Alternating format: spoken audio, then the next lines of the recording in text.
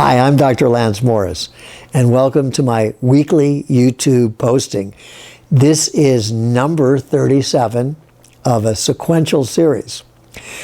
When I started to utilize RST, resonant harmonic sound, modulated frequency and amplitude fascial release therapy, in a clinical setting for patients, a very curious phenomenon started virtually immediately. As a practicing physician, it was usual for me to always go to work in casual but professional clothing.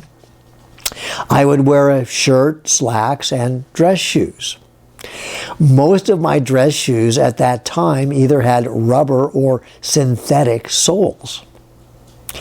As soon as I would place my hands on a patient and start toning, a wave of pressure and heat would immediately go to my feet. The level of discomfort was severe enough to cause me to kick off my shoes and do a little hot potato dance. This would allow the heat and pressure to dissipate enough that I could continue the therapy session. I recognized that the soles of my shoes were blocking the free flow of energy between my body, the patient, and the earth. The message I was getting very clearly through a direct subjective experience was that I needed to do RST while grounded to the earth. It seemed that the type of bioenergetic work I was engaging in was obviously blocked wearing shoes with rubber or synthetic soles.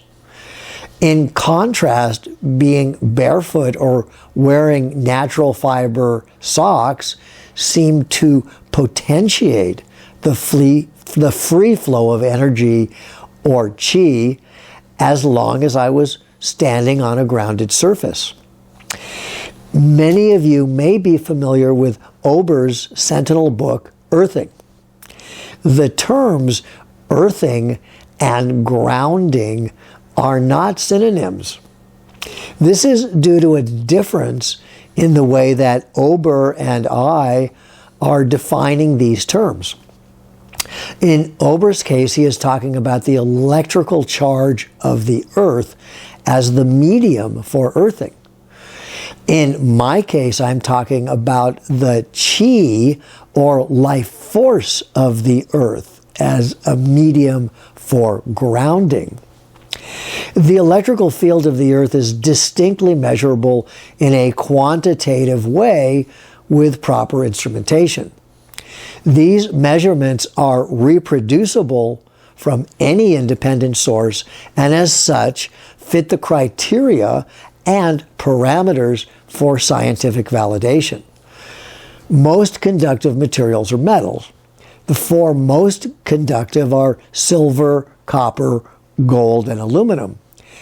Ober's creation of earthing plates using an electrically grounded circuit or shoes using copper grommets through the soles of the shoe to touch the earth on the outside and our feet on the inside are effective for connecting our bodies with the electrical charge of the earth.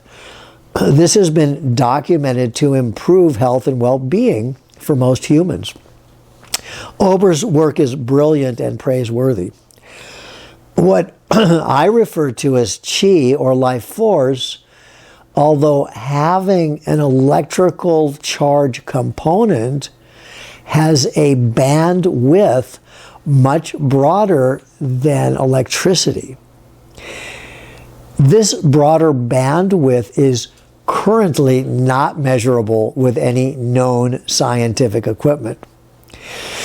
Chi, although emanating from the earth, also comes from beyond the border of STEM, space-time, energy, and matter. As such, I contend that perceptual awareness of chi requires a subjective experiential interface. This interface requires an expanded frequency perception beyond our 5 primary human senses. This takes time, practice, and discipline. Until I started RST, I spent my life wearing insulating footwear, completely oblivious to the perception of qi. In Ober's work, he contends that fabric, wood, and rocks, being insulators of electricity, are not usable for earthing. If referencing electricity as the sole and only significant energy form for earthing, he's correct. If, on the other hand, we include the wider bandwidth of qi as I describe it, then there is more here than meets the eye. In my clinical work, I find that any naturally occurring material is a conductor of qi. Ober and I agree that the most potent connection with the earth is outside with bare feet. Thanks for tuning in, and please remember to subscribe, like, and share.